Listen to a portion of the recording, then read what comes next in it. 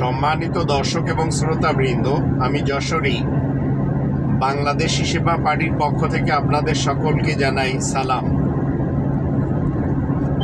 আপনারা যখন মিস্টার রাসেলের কথা শুনবেন তো আপনাদের এক একজনের মাথায় এক এক ধরনের ফতোয়া ঘোরাফেরা করবে। মিস্টার রাসেল আমাদের বাংলাদেশি, কিন্তু তিনি দুবাইতে থাকেন।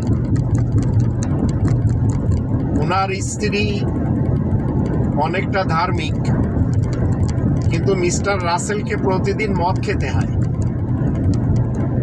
ওনার দুবাইতেও ব্যবসা রয়েছে, ঢাকাতেও ব্যবসা রয়েছে। মিস্টার রাসেল সাহেবের অফিসের কিছু লোকেরা ওনাকে বললেন যে স্যার, আপনি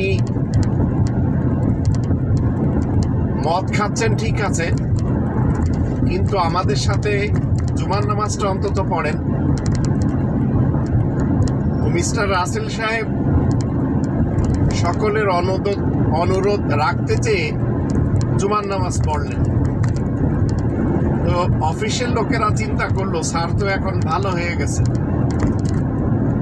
তো স্যার আগামী জুমায়ও আমাদের সাথে পড়বে, আমরা সবাই মিলে এইভাবে স্যারকে ধরব।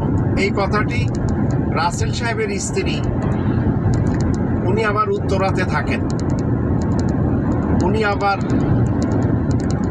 ধর্ম নিয়ে ঘাটাঘাটি করেন।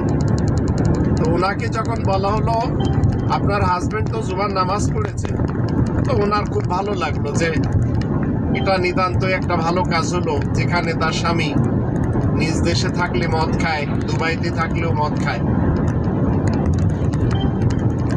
দ্বিতীয় জুমা উনি পড়লেন, তৃতীয় জুমাও পড়লেন, চতুর্থ জুমা যখন উনি পড়লেন তখন কিছুটা হলে উনি চিন্তা করলেন যে আমি তো এখন নামাজি হয়ে গেছি, এখন যদি আমি নামাজি হয়ে মদ খাই তাহলে এটা তো ঠিক হবে না। তো উনি এমন একটা বিপদে পড়লেন যে এখন নামাজও ছাড়তে পারছেন না, মদও ছাড়তে পারছেন না। কিন্তু মদ খাওয়ার সময় উনি আবার চিন্তা করতেছেন আমি তো 4 জুমা পড়েই নিলাম, এখন কি হবে, যদি আমি নামাজ ছেড়ে দিই তাহলে বিপদ হতে পারে, আর যদি মদ ছেড়ে দিই তাহলে তো আমি চলতে পারবো না। এখন উনি এক হুজুরকে জিজ্ঞেস করলেন যে হুজুর, আমাকে এখন কি করতে হবে? তো আমাদের দেশের হুজুররা সবসময় ফতোয়া ঘোরায়। মিস্টার রাসেল সাহেব হলেন অনেক টাকার মালিক, তখন হুজুররা আপনারা জানেন তারা বলে যে ওয়াজ মাহফিল করা হচ্ছে আমাদের নেশা, আর ইমামতি করে আর মাদ্রাসার মোহতামিমি করে জীবন কাটানো আমাদের পেশা। আবার এটি কখনো উলট করেও বলেন যে ওয়াজ মাহফিল আমাদের পেশা হয়ে গেছে, আর মাদ্রাসার মোহতামিম মানে বলৎকারের, পাশা মারার এবং ধর্ষণের প্রতিষ্ঠানগুলি, সেটি হচ্ছে আমাদের নেশা। তো উনি মিস্টার রাসেল সাহেবকে ফতোয়া দিলেন যে স্যার, আপনি মনে করবেন যে মদ খাওয়া হচ্ছে আপনার নেশা, আর নামাজ পড়া অ্যাজ এ মুসলমান আপনার এটা পেশা। এখন ওই নেশা আর পেশা নিয়ে উনি বাসায় বসে চিন্তা করলেন। উনি মদ খাচ্ছেন এবং চিন্তা করতেছেন যে মৌলভী সাহেব আমাকে কি শিখালো। তারপরে উনি ওনার স্টাফের খুব কাছের কয়েকজনকে সামনে ডেকে ওনার অফিসে উনি বললেন যে দেখো, তোমরা তো আমার কোম্পানিতে চাকরি করো, এখন আমি এই বাংলাদেশে কখনো বিএনপিকে ভোট দিয়েছি, আবার কখনো আওয়ামী লীগকে ভোট দিয়েছি। তো ভোট তো মূলত আমার কাছে একটি আমানত। তো এখন আমি চাচ্ছি আমার ভোটটা জামাত ইসলামকে দেব। তখন ওনার ওই অফিসের যারা কর্মচারী ওদের ভিতরে একজন জামাত শিবিরের লোক, তিনি বললেন যে স্যার এ তো খুব ভালো একটা আপনার মানে অভিপ্রাস, যেটা আপনি আমল করবেন। আর এইভাবে বাংলাদেশের লক্ষ লক্ষ ভোটার আমরা দেখতে পাচ্ছি যারা অতীতে হাসিনাকে আর খালেদাকে ভোট দিয়েছিল, আর হাসিনা অগণিত মানুষকে খুন করেছে, গুম করেছে, হত্যা করেছে, তদ্রূপ খালেদাও কম করেনি। তখন এই মাদুরি মিস্টার রাসেল সাহেব বললেন যে এখন যদি আমি জামাতকে আমার এই ভোটের আমানতটা দিই, তো জামাতের অতীতের ইতিহাস তো বলছে যে কখনো তারা সুবিধাভোগী হয়ে খুনি খালেদার সাথে দিয়েছে, আবার কখনো খুনি হাসিনার সাথে দিয়েছে। আর আমার ভোট পেয়ে তারা দেশের টাকা পয়সা লুট করেছে, মানুষ মেরেছে। এখন তো আমি যদি নামাজি হয়ে যাই আর নামাজি হয়ে জামাতকে সাপোর্ট করি, তো জামাতের অতীতের ইতিহাস তো একই রকম। তখন উনি আবার কোনো উত্তর ওনার এই কর্মচারীদের থেকে না পেয়ে উনি বললেন, আচ্ছা তোমরা বসো, আমি একটু মদ খেয়ে আসি। তো আপনারা চিন্তা করে দেখুন, সাংবাদিক ইলিয়াস যেভাবে জামাত ইসলামের লুঙ্গি খুলে দিয়েছে, সাংবাদিক ইলিয়াস যেভাবে জামাতের গোমর ফাঁস করে দিয়েছে, এরপরেও যদি আপনারা মনে করেন যে এই ডাক্তার শফিকুর রহমান সাহেব, যার অতীতের ইতিহাস, তিনি ছাত্র ইউনিয়নের, আবার কখনো আওয়ামী লীগের, আর এখন হাল ধরেছেন জামাত ইসলামের, তো জামাত শিবিরের লোকগুলির ইতিহাস এই রকম। এরা সুযোগ পেলে খুনি খালেদা জিয়াকে সাপোর্ট করেছে, এরা সুযোগ পেয়ে খুনি হাসিনাকে সাপোর্ট করেছে। আর এদেরই কারণে খুনি হাসিনা গদিতে এমনভাবে বসেছে যে জামাতের বড় বড়দেরকে শেষ করে দিয়েছে। আর জামাতের সদস্যরা তাদের রেফারিগুলিকে বাঁচাতে পারেনি। তো এই জামাত যদি ক্ষমতায় আসে এককভাবে, যদিও কিয়ামত পর্যন্ত আসবে না, এটি আমি পাকিস্তানের জামাত, ভারতের জামাত এবং বাংলাদেশের জামাত ইসলামের ব্যাপারে ভবিষ্যৎবাণী করেই রেখেছি, কারণ আমার কাছে আল্লাহ তাআলার আয়াতের জ্ঞান রয়েছে। তাই এরা আওয়ামী লীগ যদি 50,000 মানুষকে খুন করে থাকে, তো বিএনপি তার অর্ধেকটা হলেও করেছে। আর জামাত এককভাবে ক্ষমতা পেলে অন্তত তার অর্ধেক করবে, কারণ এমন একটি মুনাফিকিনদের জামাত যে এরা সুযোগের জন্য কখনো হাসিনার কখনো খালেদার সাপোর্ট নিয়েছে বা করেছে। এখনো এরা চেষ্টা করেছে বা চেষ্টা করছে যে কিভাবে ক্ষমতায় যেতে হবে। মনে রাখবেন, একজন মানুষ যদি একজন মানুষকে খুন করে, অথবা কেউ যদি কাউকে খুন করে আর কেউ যদি তাকে একটু সাপোর্ট করে, তো সেও ওই খুনিদের যে গডফাদার বা গডমাদার, তাদেরই সহযোগী। তো জামাত ইসলাম মূলত মুনাফিকিনদের একটি দল।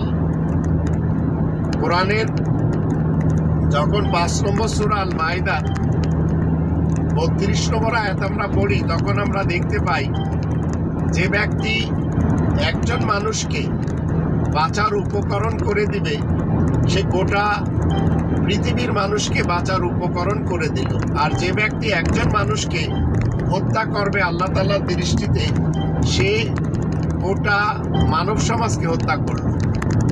তো আপনারা যারা জামাত শিবির করেন বা করতে চাচ্ছেন বা সেই মিস্টার রাসেলের মতো ভোট দিতে চাচ্ছেন, মনে করবেন একটা ভোট এত বড় আমানত, যে আমানতটা অপাত্রে যদি দেন, যাদের অতীতের ইতিহাস খুনি খালেদার সাথে দেওয়া, খুনি হাসিনার সাথে দেওয়া, তাহলে মনে রাখবেন আপনি নিজেও সেই ভিউ অফ পয়েন্টে এই জামাতের খুনিদের সাথে আপনি মিশে গেলেন। বাংলাদেশি সেবা পার্টি মূলত রব্বানি প্ল্যান মেনেই চলেছে। সুযোগ পেলে এদেশে রব্বানি প্ল্যান মতে দেশ পরিচালনা করবে, যদিও ডক্টর মোহাম্মদ ইউনূস সাহেব করেই চলেছেন। আবার কোথাও কোথাও তিনি কোরআন বিরোধী কর্ম করতে যাচ্ছেন, যেখানে আমি নিজেই বাংলাদেশি সেবা পার্টির পক্ষ থেকে বাধা প্রদান করে চলেছি। বিশেষ করে মেয়েদের সম্পত্তি বন্টন নিয়ে ডক্টর ইউনূস সরকার চাচ্ছেন যে মেয়েরা অর্ধেক পাবে, আর আল্লাহ বলছেন যে 1/3 পাবে। আর যদি এই আইন আমাদের দেশে পাশ হয়, তাহলে ঘরে ঘরে মনে করেন যুদ্ধ লেগে যাবে ঘৃণার এবং হিংসার। একটা মেয়ে সে তার বাবা মার বিরুদ্ধে যাবে, ভাই বোনদের বিরুদ্ধে যাবে, এমনকি আদালতে যেও বলবে যে রাষ্ট্রীয় আইন মতে আমার সম্পত্তি অর্ধেক দেওয়া হোক। তো যখন কোরআন বিরোধী কোনো কনস্টিটিউশন কেউ বানাতে যাবে, তো সর্বপ্রথম আমি ডক্টর একিউএম মাহবুবুল্লাহ যশোরী আওয়াজ উঠাবো। অতীতকাল থেকে উঠে এসেছি, এখনো উঠাচ্ছি, আর এইভাবে দুনিয়া ছেড়ে চলেও যাব ইনশাল্লাহ। তবে বাতিল এবং অংশীবাদী মুশরিক আর যারা কাতিল, এদের কারোর সাপোর্টে কখনো ইনশাল্লাহ যাব না। আপনারা যাবেন কি যাবেন না সেটি আপনাদের ফয়সালা। আজকের পর থেকে জামায়াতে ইসলামকে কোনো জায়গায় কোনোভাবে ছাড় দিয়ে ইলিয়াস হোসেন কথা বলবে না। আপনাদের সম্মান থাকলো কি না থাকলো যায়ও না আসেও না, কারণ এই জামায়াত ইসলাম আর আওয়ামী লীগের মধ্যে কোনো পার্থক্য নাই। ওরা ভারতীয় চর, তোমরা পাকিস্তানি চর। আমরা পাকিস্তানের সাথে প্রচন্ড ভালো সম্পর্ক রাখতে চাই, কিন্তু তুমি পাকিস্তানের হয়ে এই দেশের বিরুদ্ধে, মানুষের বিরুদ্ধে যুদ্ধ করে তারপরে এই দেশে এসে রাজনীতি করবা, রাজনীতি করতে এসে যখন যার দিকে মনে চায় তার পক্ষ হয়ে কাজ করবা, আর তোমারে আমরা কোলে তুলা তুলা নাচবো, এটা মনে করার কোনো কারণ নেই।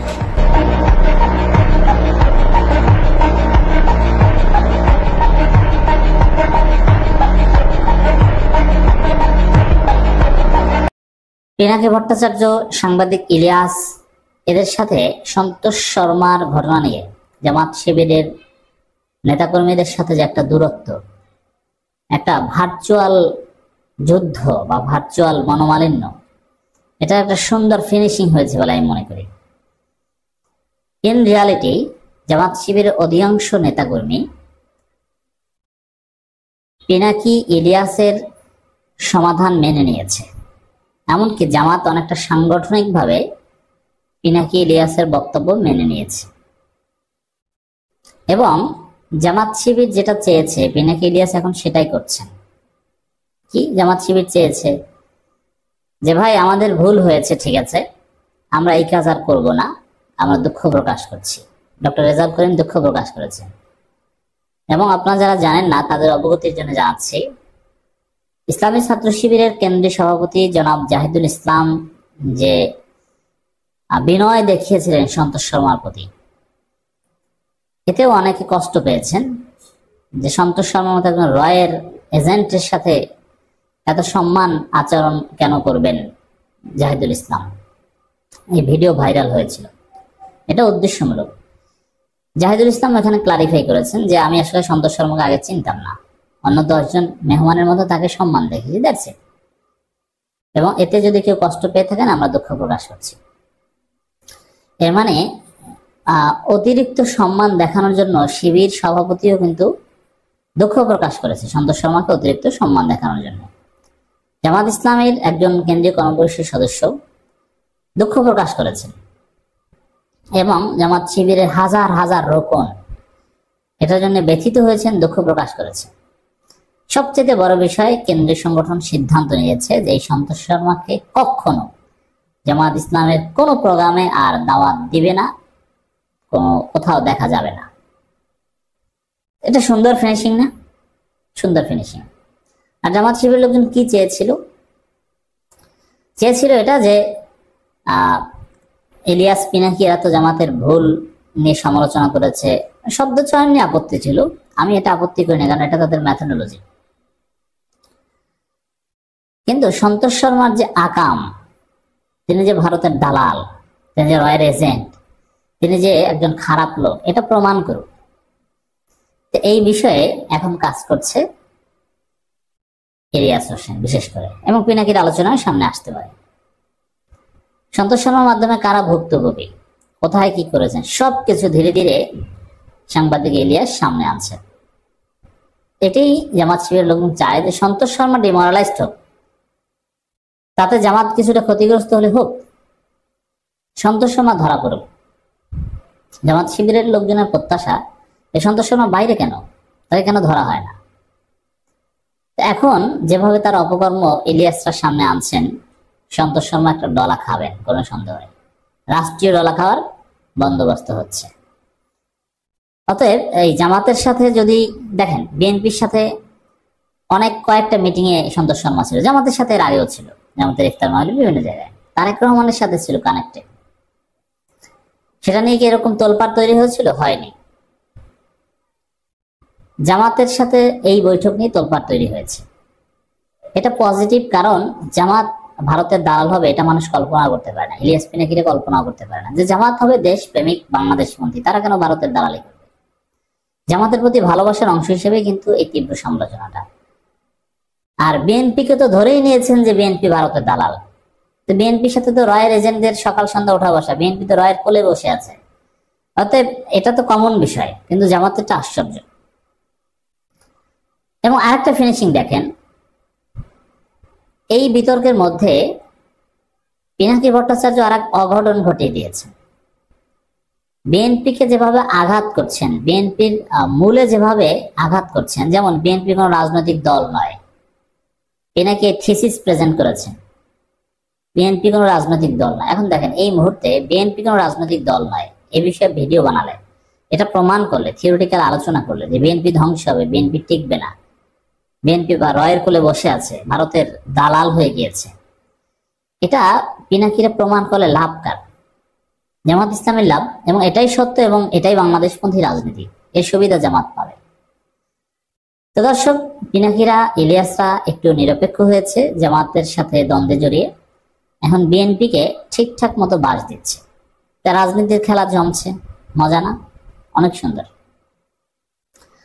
তো দর্শক, তা আমি যেটা দেখেছি, আমার ভিডিওর নিচে মন্তব্য এবং ডক্টর রেজাউল করিমের বক্তব্য এবং জামাতের শত শত হাজার হাজার রোকনদের ফেসবুক পোস্ট, বিভিন্ন জায়গায় কমেন্ট, আমি যেটা দেখেছি, জামাত শিবির অধিকাংশ নেতাকর্মী পিনাকি এবং ইলিয়াসকে মেনে নিয়েছে, তাদের সমালোচনা গ্রহণ করেছে। এমনকি তারা যে আপত্তিকর শব্দ চয়ন করেছে জামাত বা আমিরে জামাত সম্পর্কে, এতে তারা কষ্ট পেলেও পিনাকি ইলিয়াসকে বর্জন করেনি, কিংবা তাদেরকে নিজেদের মামাতো ভাই ফুফাতো ভাই মনে করে। এবং জামাত শিবির অধিকাংশ নেতাকর্মী মনে করে আগামী দিনে জামাত যে বিপদে পড়বে শাহবাগীদের মাধ্যমে, বিএনপি পন্থী বা নব্য ভারতের দালালদের মাধ্যমে, তখন এই ইলিয়াস পিনাকি এরা জামাতকে উদ্ধার করতে আসবেন এবং এদেরকে লাগবে। জামাতের বিরুদ্ধে যখন শাহবাগ কায়েম হয়েছিল, কেউ জামাতকে বাঁচাতে আসেনি। জামাত নেতাদের ফাঁসি দিয়েছে, শুধু জামাত শিবির আন্দোলন করেছে, অন্য কেউ তাদেরকে বাঁচাতে আসেনি।